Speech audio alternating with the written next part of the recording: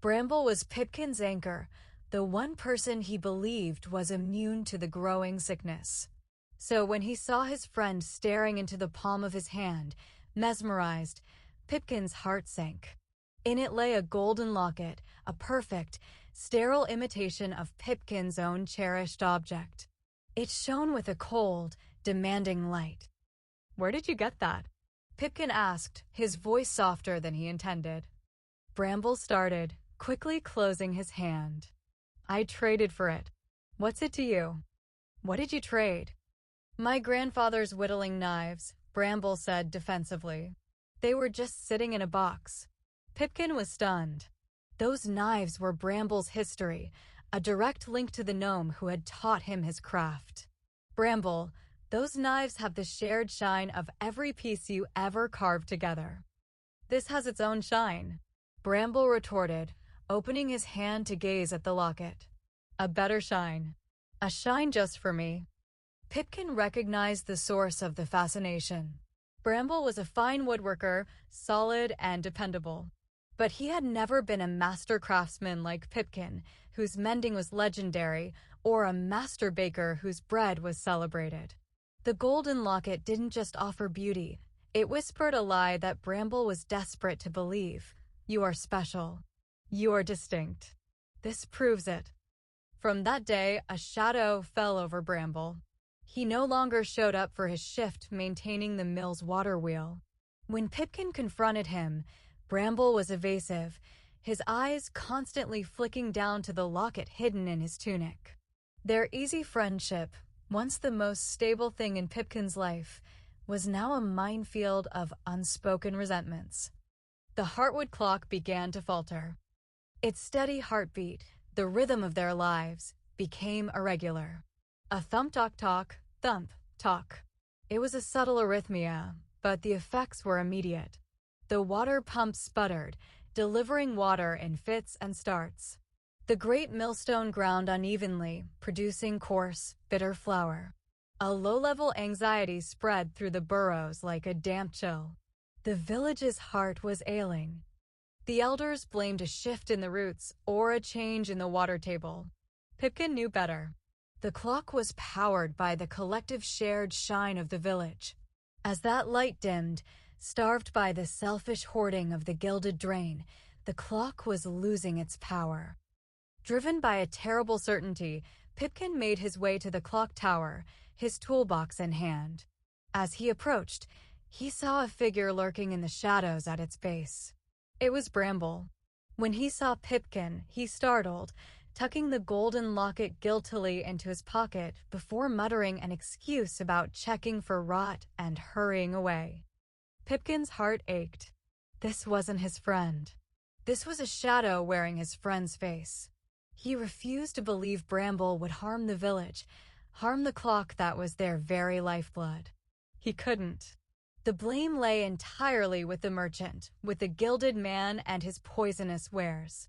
Pipkin resolved to confront him, but Silas Vane was nowhere to be found, his cart having vanished from the village square as mysteriously as it had arrived. Talk. The sound was followed not by its familiar, comforting thump, but by an oppressive, suffocating silence. The Heartwood clock had stopped. The silence was a physical blow. The hum of the village died. The gurgle of the water channels ceased. For the first time in anyone's memory, the whispering burrows was utterly, terrifyingly quiet. Pipkin didn't remember running. He found himself at the base of the clock tower, his breath tearing at his lungs. He scrambled up the winding stairs, his heart hammering against his ribs in the terrible quiet. Inside the main chamber, his worst fears were realized. The ancestral cog, the great, central gear carved by the village founders and passed down through generations, was gone. A soft, golden light pulsed from the corner. Bramble stood there, bathed in its glow, his golden locket held up to his face. It was shining with a feverish intensity Pipkin had never seen before. "Bramble?" "The cog, it's gone," Pipkin whispered, his voice trembling. Bramble didn't look at him. His eyes were fixed on the trinket. "It's mine," he hissed, his voice raw and unfamiliar. "My precious. You can't have it." "I don't want your locket, Bramble. The clock has stopped. The whole village. The village doesn't appreciate me." Bramble spat, turning on him. His face was pale and drawn in the golden light. "This does. It shines for me. Not for everyone. Just for me." He had taken the cog as an offering, a trade to the trinket for more of its addictive light. Pipkin took a step forward, his hand outstretched. "Please, old friend. Whatever the merchant did to you, we can fix it. But we need the cog. Stay back." Bramble shrieked, clutching the locket to his chest. As Pipkin reached for him, Bramble shoved him hard. Pipkin stumbled backward, catching himself on the cold, silent gears of the clock. The shove was more than a physical blow. It was the sound of their friendship shattering on the stone floor. Bramble fled, leaving Pipkin alone in the silent tower. The last vestiges of his naive world crumbled into dust. This wasn't a misunderstanding. This was an attack. Shaking, Pipkin stumbled from the tower and made his way to the one burrow that felt safe, the one place where pragmatic wisdom grew like the herbs in its garden. Elara Roothand, the village herbalist, looked up from her mortar and pestle as he entered, her keen eyes immediately registering his distress. Her burrow smelled of damp earth, dried lavender, and chamomile, a soothing balm against the metallic sickness that gripped the world outside. Between ragged breaths, Pipkin recounted everything. Elara listened without interruption, her brow furrowed in concentration. When he finished, she didn't offer platitudes. She wiped her hands on her apron and gestured for him to sit. "This is not a simple moral failing, Pipkin," she said, her voice steady. "This is a blight. I have seen things like it in the forest." She pointed to a detailed anatomical chart of a great tree on her wall. "My grandmother taught me about the fading blight. A fungus that promises nutrients to a tree's roots, tricking it into opening itself. But once inside, it doesn't feed the tree. It severs the connections between the roots, isolating each one until the whole tree starves." Her words clicked into place in Pipkin's mind. "The trinkets are the fungus," he whispered, "and we are the tree." "Exactly," Elara confirmed. "You are not fighting greed. You are fighting a supernatural sickness. A parasite." She picked up a dried, blackened root from her workbench.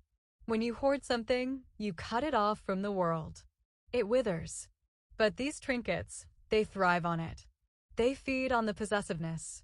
It is a gilded drain, a parasite that feeds on the spirit of a community." In that moment, an alliance was forged. They were no longer just a tinker and an herbalist.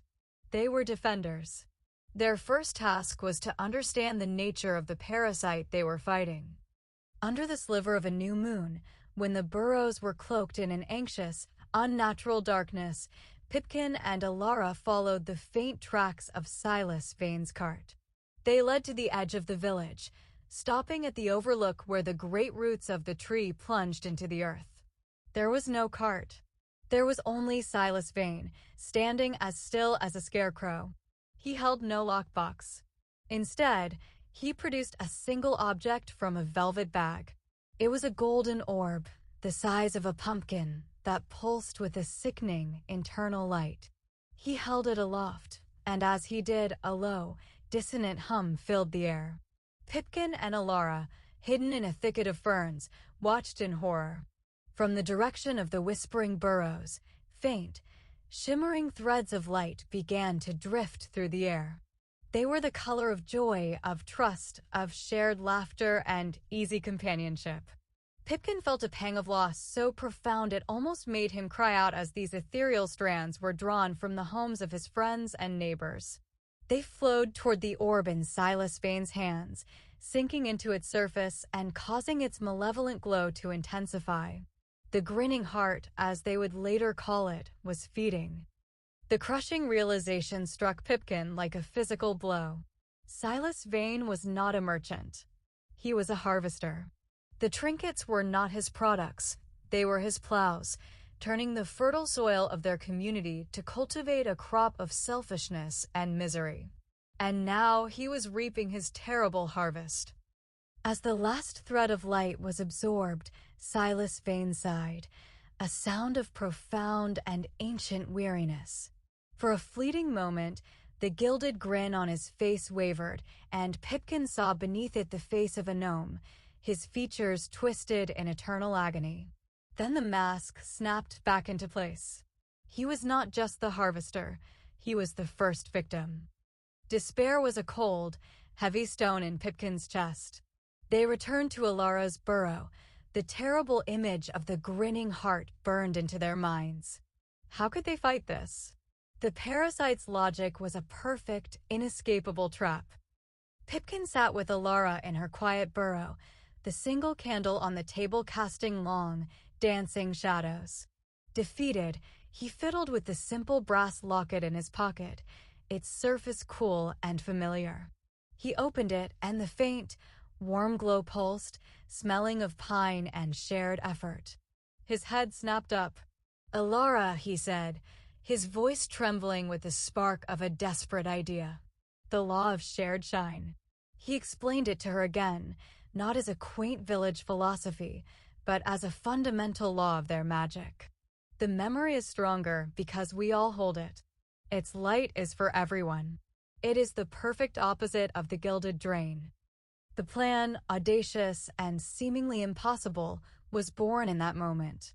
The gilded drain feeds on selfishness, Pipkin said, his eyes alight with a new fire. It must be vulnerable to the opposite. It must be starved by an overwhelming act of selflessness. They couldn't just destroy the trinkets. That would only treat the symptoms. They had to create an object of such profound communal power, of such concentrated shared shine, that it would sever the gilded drain and starve the grinning heart. "We will reforge the clock's heart," Pipkin declared, his voice ringing with conviction in the small room. "But not with raw ore. We will forge it with our memories, with our sacrifices.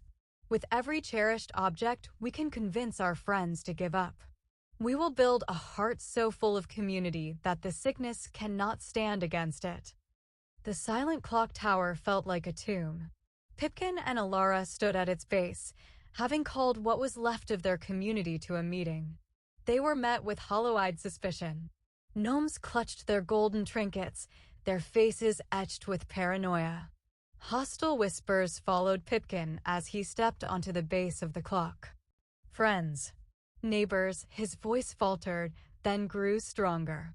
"Look around you. The clock is silent. Our work is undone. Our friendships are broken. This is the work of the trinkets. They are not treasures. They are a poison." A gnome scoffed, polishing a golden acorn. "You're just jealous." Pipkin knew words were not enough. He had to show them. With a deep breath, he took out his own most cherished possession, his memory locket. He held it up for all to see, its warm, gentle light a stark contrast to the cold gleam of gold. "This holds the memory of the footbridge," he said, his voice thick with emotion. "It is my most prized creation." Then he turned and threw it into the cold, waiting forge that sat beside the tower. He followed it with his finest tools, his most intricate clockwork creations, everything he valued. The clatter of metal on stone was shockingly loud in the silence. His act of sacrifice, of true loss, sent a ripple through the crowd. A few of the older gnomes, those who remembered the burrows before the gold fever, flinched as if waking from a dream.